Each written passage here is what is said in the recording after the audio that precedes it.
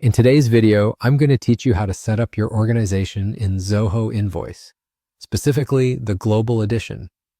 This is an important first step to get the most out of Zoho Invoice, allowing you to streamline your financial processes and ensure they match your business needs.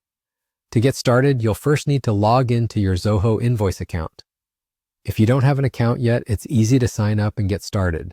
Once you've logged in, direct your attention to the top right corner of your dashboard. Here you'll see the gear icon or settings option. Give that a click. From the ensuing menu, you'll want to select Organization Profile. This area is crucial since it's where you'll enter and manage all the essential details about your organization. Now let's move into Organization Details, which form the backbone of your Zoho Invoice setup. Start by entering your organization's name. It's imperative that this is accurate and exactly how you want it to appear on invoices and reports, as consistent branding can make a significant impact. Next, you'll need to input your organization's primary location.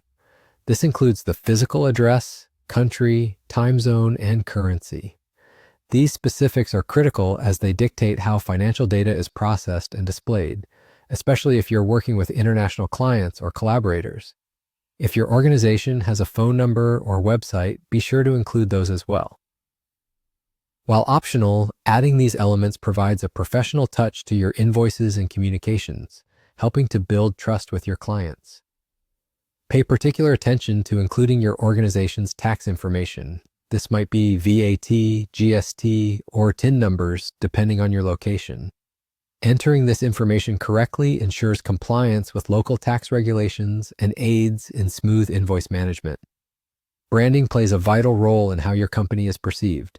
To present a professional image, Zoho Invoice allows you to upload your company logo. Doing so helps maintain a consistent and professional look, increasing recognition among clients. While it's optional, specifying your industry type can also be beneficial. It helps in generating more precise reports and tailored insights that might be particularly useful for your business's financial planning.